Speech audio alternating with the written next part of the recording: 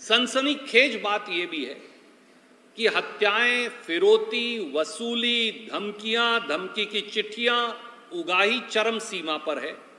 और जनवरी 2025 से आज तक मैंने केवल 9 जिलों के आंकड़े निकाले अखबार की सुर्खियों से। वो अपने आप में एक खतरनाक चौंकाने वाली बात कहते, और वो मैं सब आपको भेज रहा हूं। मैंने एक अखबार की सुर्खी निकालकर उन्हें टाइप किया 9 जिलों में, और मैं ये 9 के 9 कागजात आपको भेज रहा हूं। जींद जिले में अब तक सिर्फ 2025 में 38 हत्याएं, पिछले 1 महीने में 16 हत्याएं। मैं हर एक हत्या की जो अखबार में खबर छपी उसकी एक हेडलाइन पकड़कर मैंने यहां लिख दी। फरीदाबाद जिले में 41 हत्याएं, वो भी मैंने आपके लिए एक लिस्ट बनाकर यहां लिख दी।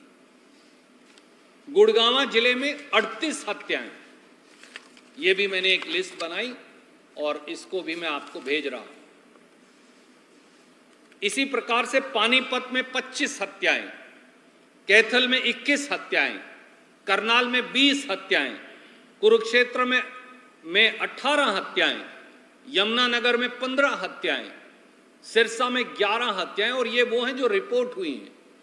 जो लावारिस डेड बॉडीज आए दिन पार्कों में मिल रही हैं हजारों की संख्या में, जिसका आंकड़ा हजारों में नदियों में मिल रही हैं, जिनको क्रिमेट कर दिया जाता है, उनका आंकड़ा इसके अंदर शामिल नहीं है। साथियों, हरियाणा में बेइंतहाशा बेरोजगारी है और अब हरियाणा की पुलिस भी मानती है।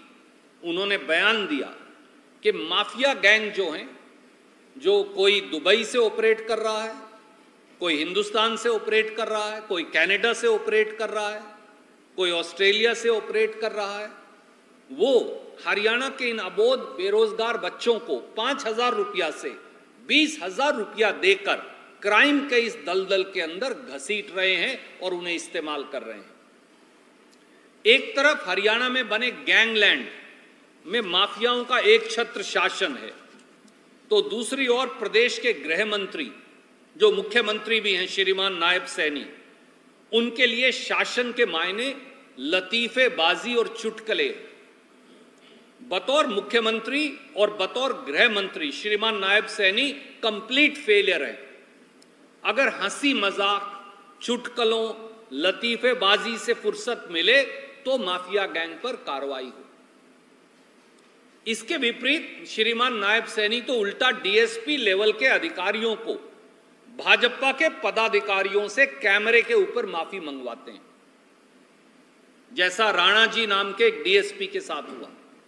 तो पुलिस के मोराल पर क्या होगा और वो कैसे क्रिमिनल्स के खिलाफ एक्ट करेंगे? क्या श्री नायब सैनी ने यही संवेदनशीलता उन सारे दुकानदारों, व्यापारियों, उद्योगपतियों, डॉक्टर्स, चार्टर्ड अकाउंटेंट उनके साथ दिखाई जिनको फिरौतियों की चिट्ठियां आती हैं?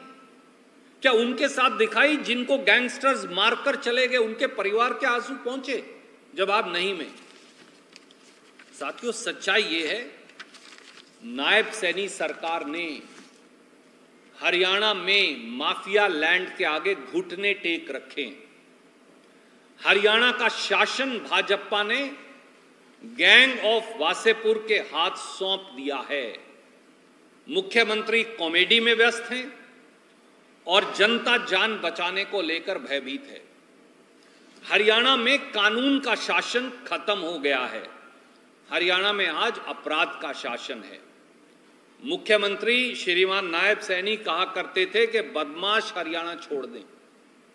अब गैंग ऑफ वासेपुर के माफियाओं का शासन तो हरियाणा में है, तो कानून और संविधान की रक्षा ना कर पाने के लिए अब नायब सैनी जी और भाजपा को शासन और गद्दी से इस्तीफा दे देना चाहिए।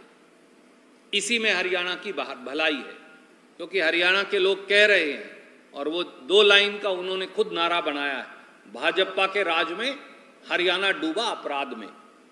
यही अब जगह जगह हरियाणा के लोग कह रहे हैं, और इसका हल केवल भाजपा की विदाई में है।